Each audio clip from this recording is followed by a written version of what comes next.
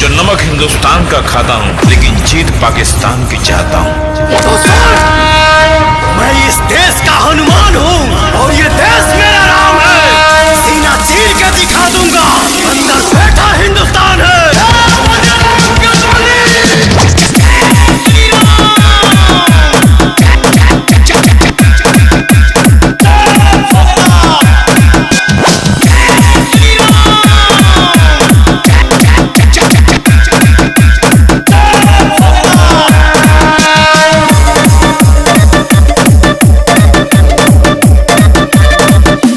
DJ Krishna मतले सरबाजार।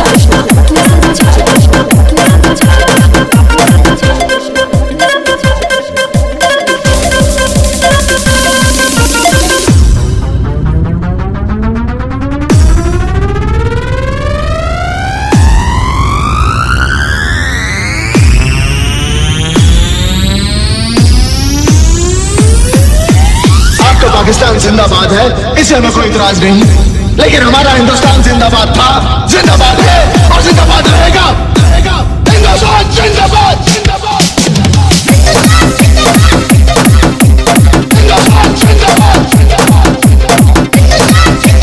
Hindustan जिंदाबाद, हिंदुस्तान जिंदाबाद। भारत माता की जय। हर पाकिस्तानी बोलता है कि चला देंगे, तेरी मां का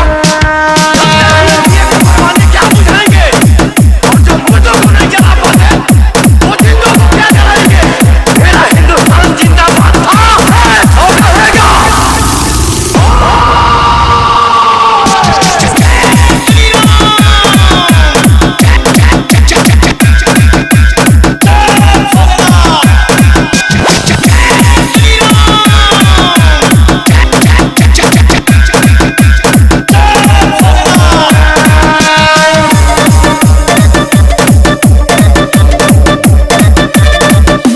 डीजे कृष्णा मतले सरबाजार।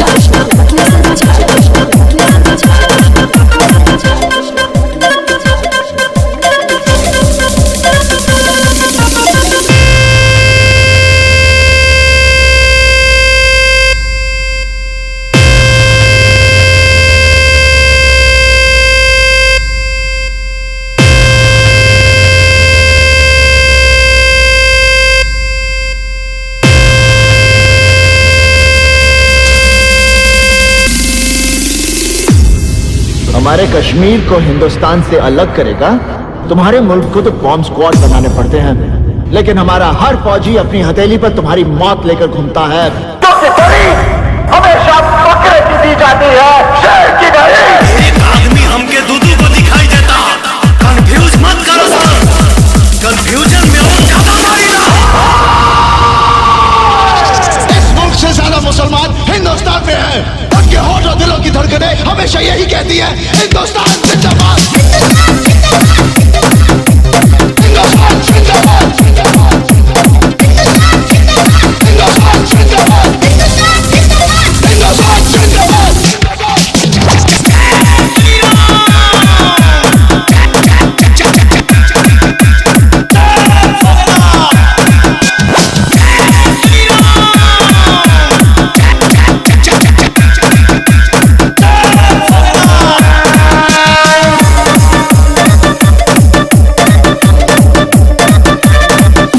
डीजे कृष्णा मतले सरबाजार।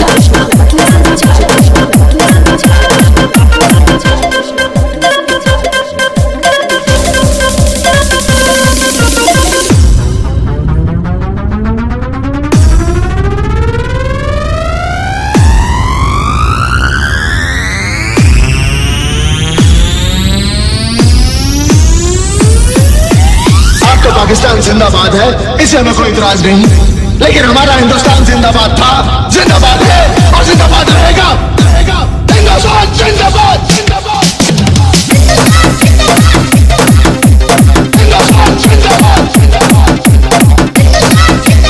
हिंदुस्तान जिंदाबाद, हिंदुस्तान जिंदाबाद। भारत माता की जय।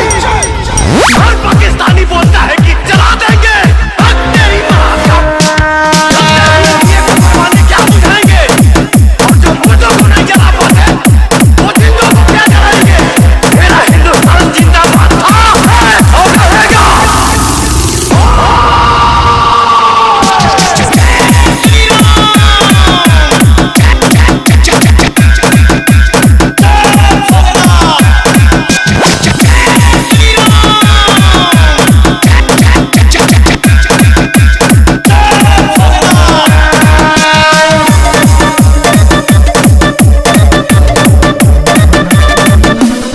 डीजे कृष्णा मतलेसर बाजार।